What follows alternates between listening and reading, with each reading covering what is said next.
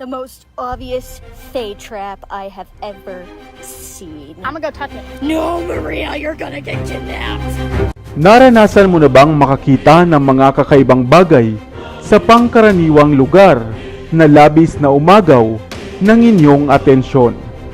Baka Fae trap iyan, kaya mag-ingat ka. Hello, what's up? Your best here.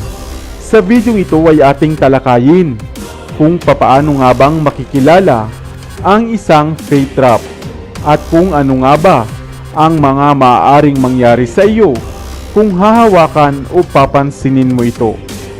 Pero bago tayo magpatuloy, kung bago ka pa lamang dito sa ating channel, ay huwag mong kalimutan na pindutin ang subscribe button at ang notification bell at mag-follow na rin sa ating Facebook page upang lagi kang updated sa aking mga bagong uploads. Gumagalaw na dahon sa kagubatan kahit wala namang hangin. Mga nakapalibot na tubo ng kabuti sa parang at iba pang mga kakaibang pangyayari na hindi maipaliwanag. Ilan lamang ito sa mga pinaniniwalaang Fae trap. Subalit ano nga ba ang Fae trap? Ang Fae trap o Fairies trap ay nagmula pa nga sa paniniwalang Griego. Hindi tulad ng mga sinasabing maliliit na nilalang, ang Fae ay mapanlinlang at mapanloko. Karaniwang inaakit nito ang kanyang mga biktima sa pamamagitan ng isang pain. Mga kapansin-pansing bagay na mabilis ngang aagaw ng inyong atensyon. Subalit dito sa atin sa Pilipinas, mayroon ding kahawig o katulad nitong paniniwala na kung tawagin ng ilan ay bulong. Ayon sa mga taong nabulong na, sila di umano ay patuloy na naliligaw o nagpapabalik-balik sa isang lokasyon o isang lugar lamang. Kahit pa nga, ano ang kanilang gawin.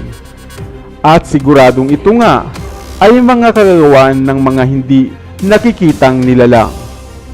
Ayon nga sa kanila, marapat daw na baliktarin ang suot mong damit sa oras na masigurong ito nga ay isang bulong upang maibalik ka sa natural na mundo.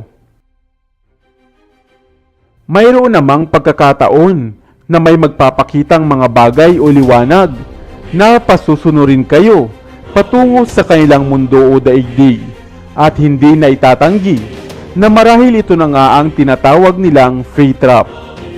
Sa oras na makakita ka raw nito o ng Fae trap sa gubat man o sa liblib na lugar, ay huwag na huwag mo itong papansinin o hahawakan upang hindi ka nga mahulog sa kanilang patibong o trap.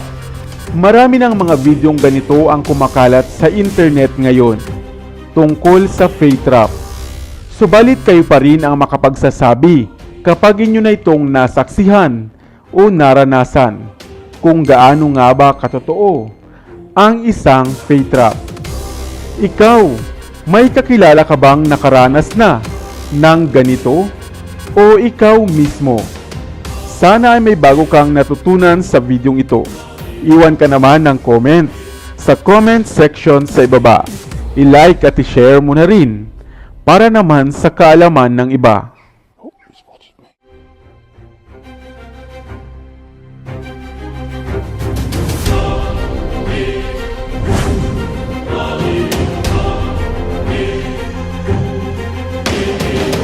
Mga puno na pinamamahayan ng mga maligno at mga hindi nakikitang elemento? Nais mo bang malaman? Hello, what's up? Your best here. Sa videong ito ay isa-isahin natin ang 6 na puno dito sa atin sa Pilipinas na kadalasang tinitirahan o pinamamahayan ng mga engkanto, maligno, duwende at iba pang mga kinatatakutang nilalang. Bakit nga kaya ito ang nais nilang tirahan? Ang ating mundo ay nababalot ng maraming misteryo. Mayroong mga nilalang buhat sa ibang mundo. Mundo na hindi katulad ng kinalakihan natin. At pawang ang alam lang natin ay ang mga multo na dapat katakutan at ilagan.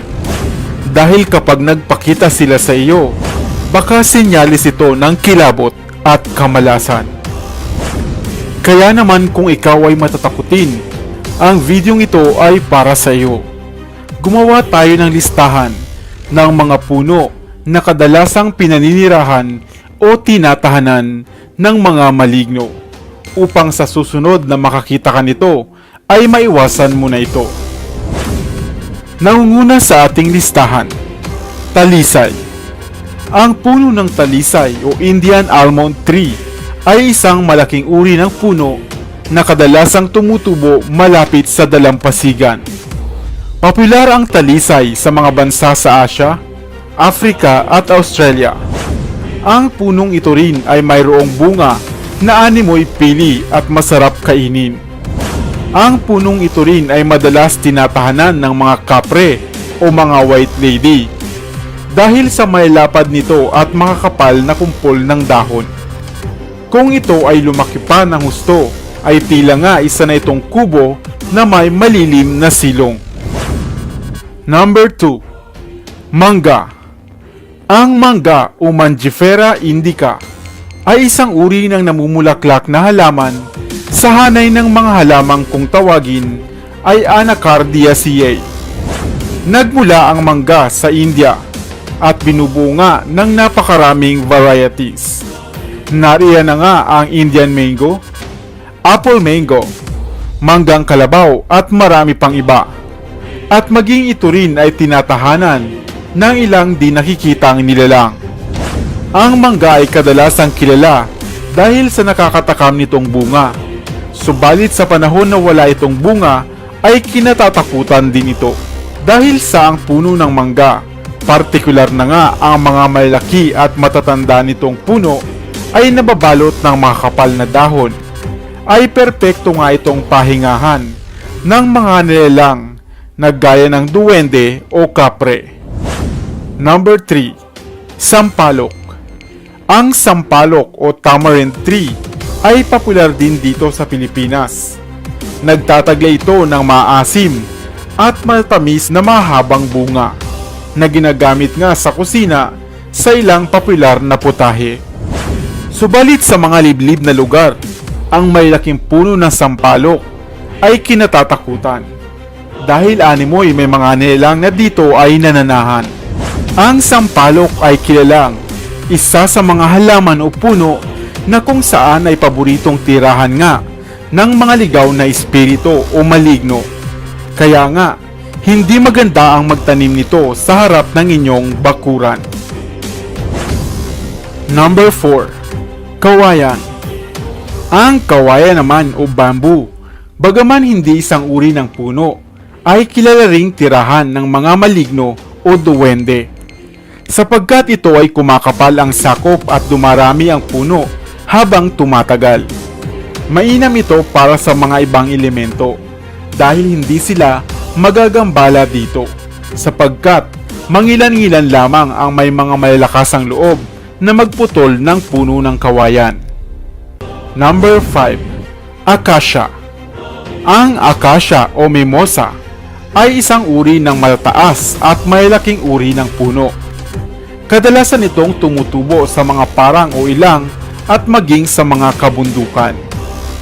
Ang mga dahon ng acacia ay tumitiklop nga pagsapit ng dapit hapon. Kaya naman, napaka-misteryoso talaga ng punong ito. Maraming kwento na rin ang nagsasabi na sa punong ito raw ng acacia madalas na pagkikita ang mga kapre at sa mga malaki nitong sanga ito nakaupo. Kaya nga kung naranasan mo na ang mapadaan sa puno ng isang acacia, tiyak na titindig nga ang iyong balahibo at lalaki ang iyong ulo. Naranasan mo na rin ba ang ganito?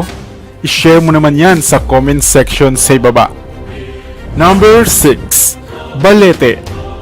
Balete o ficus tree, isang puno na popular dito sa atin sa Pilipinas pagdating sa katatakutan. Hindi na nga nakapagtataka na pinamamahayan o pinaninirahan ng mga maligno ang puno ng balete dahil sa natatangi nitong hitsura. Nagtataglay ito ng sala-salang ugat at mayayabong na mga dahon. At isa nga sa mga paboritong puno ng mga engkanto o maligno. At dahil ayaw ng mga maligno at ng mga engkanto na sila ay nagagambala, ang balete o ang puno ng balete ay perpekto nga para sa kanila sapagkat karamihan sa ating mga tao ay takot lumapit sa punong ito. At madalas pa nga ang ilang mga lagusan patungo sa kanilang daigdig sa puno ng balete matatagpuan. Kung may kakilala ka naman na napaglaruan ng mga engkanto at nawala, kung ito ay inyong matatagpuan pakalipas ng ilang oras o ng ilang araw, sa puno ng balete ito kadalasan. Ngayon, alam mo na ang 6 na puno na madalas gawing tahanan o tambayan ng mga hindi nakikitang nilalang. Lalapit ka pa ba sa mga punong ito? Sana ay may bago kang natutunan sa videong ito. Iwan ka naman ng comment sa comment section sa ibaba. I-like at i-share mo na rin para naman sa kaalaman ng iba. Dito na sa Best TV, tayo ay matuto.